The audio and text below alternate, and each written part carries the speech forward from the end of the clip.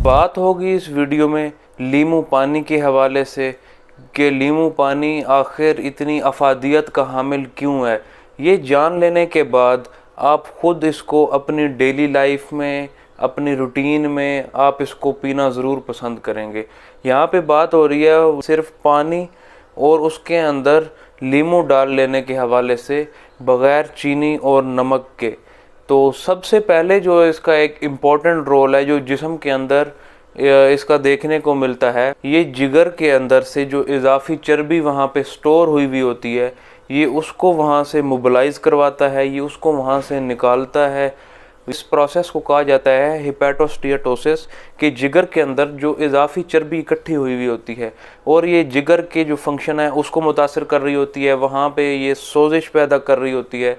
तो अगर आप कॉन्टीन्यूसली डेली बेसिस पे एटलीस्ट 2 वीक्स के लिए अगर आप इसको पिएँ तो ये 50% जो वहाँ पे कोलेस्ट्रॉल, वहाँ पे जो चर्बी इकट्ठी हुई होती है, ये वहाँ से उसको निकालने में काफ़ी जो अहम रोल है वो प्ले कर रहा होता है। इसके जो भी फाइटोन्यूट्रिएंट्स हैं वो ना सिर्फ डायरेक्टली जिगर को फ़ायदा पहुँचा रहे होते हैं। करें कि हिपैटोस्टीएटोसिस को वैसे जिस्म में किस तरह कम किया जा रहा होता है, तो वो गॉल ब्लैडर से जो बाइल आ रहा होता है, स्टीराइल बाइल, ये उसके ज़रिए से लिवर से निकल रहा होता है। उसके अलावा साथ कोलिन भी एक इम्पॉर्टेंट रोल प्ले कर रहा होता है। लेकिन अगर बात करें कि इनके फंक्शन को हम कैसे इन्हेंस कर सकते हैं, तो जो फाइटोन्यूट्रिएंट्स होते हैं लीमू पानी के अंदर, तो वो इसके मेटाबॉलिज्म को बढ़ा रहे होते हैं, ये वहाँ पे अपना एक इम्पॉर्टेंट रोल प्ले कर रहे होते हैं। ऐसे बात करें कोलेस्ट्रॉल के हवाले से, तो cholesterol basically not a bad thing, लेकिन अगर ये जिस्म के अंदर ज़्यादा इकट्ठा होने लग जाए, इसका मेटाबॉलिज्म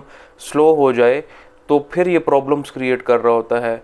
तो जितना भी ये फंक्शन इसका क्लियरेंस के हवाले से जिस्म के अंदर प्ले हो रहा होता है, तो जो लीमू पानी के अंदर न्यूट्रिएंट्स होते हैं ये डायरेक्टली उसको इफ़ेक्ट कर रहे होते हैं, ये उसको ज़्यादा से ज़्यादा मेटाबॉलाइज करवा रहे होते हैं ताकि ये जिगर के अंदर भी सोजिश क्रिएट ना करे और जो जिस्म के अंदर बाकी अज़ा हैं उनको भी ना ये नुकसान पहुंचाए और जो ब्लड वेसल्स हैं उनके अंदर भी ये कोई फैटी चेंजेस ना करे। तो इस हवाले से भी लीमू पानी को ज़रूर कंसिडर करना चाहिए। मिथ बनी हुई है कि वेट लॉस करने के लिए लोग ज़्यादा से ज़्यादा लीमू पानी पी रहे होते हैं, तो इसका वेट लॉस के अंदर डायरेक्टली कोई रोल नहीं है, लेकिन अगर इनडायरेक्टली देखा जाए तो ये काफ़ी हद तक मुआवन साबित हो रहा होता है। वो कुछ इस तरह से कि जितनी भी फूड हमारे जिस्म के अंदर मौजूद होती है, जितनी भी फूड हम इनटेक कर रहे होते हैं, वो आफ्टर ब्रेकडाउन डिफरेंट प्रोसेसेस से गुजरने के बाद सेल्स के अंदर जाके स्टोर हो रही होती है। तो सम टाइम ऐसा होता है कि ब्लड के अंदर इंसुलिन का लेवल रेज रहता है, जो सेल्स होते हैं वो या तो इनसेंसिटिव टू इंसुलिन हुए हुए होते हैं, या दूसरे नंबर पे ये देखा गया है कि कैलोरिक इनटेक ही इतनी ज़्यादा है जिसकी वजह से ये प्रॉब्लम हो रहा होता है। तो ये इंसुलिन की जो सेंसिटिविटी होती है सेल्स की तरफ, तो इसके फाइटोन्यूट्रिएंट्स उसको भी इम्प्रूव कर रहे होते हैं। तो कोशिश यही करनी चाहिए कि ऐसी फूड प्रेफर करनी चाहिए जिसका इंसुलिन इंडेक्स ज़्यादा नहीं है, जो खाने के बाद ब्लड के अंदर इंसुलिन ज़्यादा रेज नहीं कर रही होती। तो ऐसी फूड आपको वेट लॉस में काफ़ी हेल्पफुल साबित हो रही होंगी। तो आप लीमू पानी को यहाँ पे भी यूज़ कर सकते हैं ताकि इंसुलिन की वजह से जो जिस्म के अंदर मेटाबॉलिज्म हो रहे होते हैं, तो ये वहाँ पे भी मेटाबॉलिज्म को स्पीड अप कर। जो एक और इम्पॉर्टेंट रोल लीमू पानी का देखने को मिला है वो इसकी एंटी एजिंग प्रॉपर्टीज़ के हवाले से है।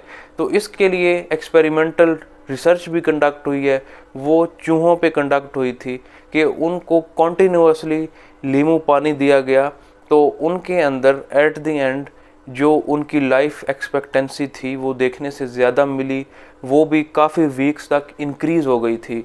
तो अगर इसको एज अ एग्जांपल कंसिडर किया जाए और आप लीमू पानी से एंटी एजिंग प्रॉपर्टीज़ के हवाले से भी अगर इसको आप मद्देनज़र रखें, तो ये आपके जिस्म के अंदर काफ़ी तब्दीलियाँ रूनुमा ज़रूर करेगा। इसके अलावा जो गट के अंदर माइक्रोबायोम पाए जाते हैं, जो कि इंटेस्टाइन की जो नॉर्मल फ्लोरा है उसका वो हिस्सा होते हैं, तो ये आपका जो जीआईटी का सिस्टम है ये उसमें एक इम्पॉर्टेंट रोल प्ले कर रहे होते हैं। ये आपकी डाइजेशन में भी इम्पॉर्टेंट रोल प्ले कर रहे होते हैं, ये आपकी डाइजेशन को इम्प्रूव कर रहे होते हैं। तो ये जो लीमू पानी है ये उन प्रोबायोटिक्स की जो लाइफ है उसको इंक्रीज़ कर देता है। क्योंकि देखने को ये मिला है कि डेली लाइफ में डिफरेंट एंटीबायोटिक्स लोग खा रहे होते हैं, डिफरेंट मेडिसिन्स खा रहे होते हैं, तो ये ना सिर्फ बाकी बैक्टीरियल इन्फेक्शन को ख़त्म कर रहे होते हैं, बल्कि वो बैक्टीरिया, वो हेल्दी बैक्टीरिया जो कि हमारे गट का हिस्सा होते हैं, जो कि हमें डाइजेशन के लिए और जो डिफरेंट हमारे बॉडी के अंदर प्रोसेसेस हो रहे होते हैं उनके लिए हमें चाहिए होते हैं, तो वो एंटीबायोटिक्स उनको भी ख़त्म कर रहे होते हैं। तो जब हम इस तरह के सप्लीमेंट्स अपनी डाइट में प्रेफर कर रहे होंगे, हम नींबू पानी को ज़्यादा प्रेफर कर रहे होंगे, तो ये उनकी हेल्थ को भी इम्प्रूव करेगा, उनकी जो लाइफ है माइक्रोबायोम्स की, ये उसको भी। अगर बात करें फर्दर इसके यूजेस के हवाले से, तो इसकी एंटी कैंसर प्रॉपर्टीज़ भी देखने को मिली हैं। इसका ये हरगिज़ मतलब नहीं है कि ये जो कैंसरस सेल्स हैं उनको ख़त्म कर रहा होता है, बल्कि बेसिकली जो डेड सेल्स बॉडी के अंदर अकमुलेट हो रहे होते हैं और जो उनके अंदर फ्री रेडिकल्स जनरेट हो रहे होते हैं, तो इसकी वजह से डिफरेंट जो प्रॉब्लम्स हमें देखने को मिल रही होती हैं। लेकिन जब हम इस तरह की ड्रिंक्स और सप्लीमेंट्स को प्रेफर कर रहे होंगे, तो ये हमें इन चीज़ों से बचाएंगे। तो हम कह सकते हैं कि इसका भी इनडायरेक्टली रोल है जो बॉडी के अंदर जो डेड सेल्स हैं उनको रिमूव करने में। तो एट द एंड जो कैंसरस चेंजेस जिस्म के अंदर हो रही होती हैं, तो वो भी इसकी वजह से काफ़ी स्लो डाउन हो सकती हैं। के अंदर सिट्रस की अमाउंट ज़्यादा पाई जाती है, तो ये ना सिर्फ जिस्म के अंदर से रीनल स्टोन्स का रिस्क कम कर रहा होता है। देखने को मिला है कि जिस्म के अंदर अगर स्टोन फॉर्मेशन हो रही है, ख़ास तौर पे गुर्दों के अंदर, तो ये कैल्शियम ऑक्सलेट स्टोन्स को भी बॉडी से रिमूव करता है। इसकी अंदाज प्रॉपर्टीज़ पाई जाती हैं कि ये डायरेक्टली जाके बाइंड कर, ये जाके जुड़ जाता है कैल्शियम ऑक्सलेट स्टोन से, तो ये उनको भी बॉडी से रिमूव करता है। याद रहे कि जिस्म के अंदर जो स्टोन्स हो रहे होते हैं, गुर्दों के अंदर जो सबसे ज़्यादा परसेंटेज है वो कैल्शियम ऑक्सलेट स्टोन्स की ही है। तो अगर ऐसा सप्लीमेंट प्रेफर करें कि जो कि डायरेक्टली उन स्टोन्स को कम करने में अपना एक अहम रोल प्ले कर रहा होता है, तो इससे भी जो हमारी ज़िंदगी की रवानी है वो ज़रूर बेहतर होगी। एक लेमन के अंदर 31 mg विटामिन सी पाया जाता है। तो जो अगर बात करें जिस्म के विटामिन सी की रिक्वायरमेंट के हवाले से, तो हमारे जिस्म को डेली बेसिस पे 71 मिलीग्राम विटामिन सी चाहिए होता है। तो एक लेमन के अंदर 31 mg विटामिन सी की क्वांटिटी देखने को मिलती है। तो जो विटामिन सी की रेशो बॉडी को चाहिए है वो 50%, तो एक लेमन से ही पूरी हो रही है। तो ये एक और इसका एक इम्पॉर्टेंट रोल है जो कि किस सूरत निगलेक्ट नहीं किया जा सकता। अगर बात करें कुछ क्रिटिकल डिजीज़ के हवाले से, जिनमें अल्जाइमर डिजीज़ सर फहरिस्त है, तो नींबू पानी के अंदर नारंजन एक कंपाउंड पाया जाता है।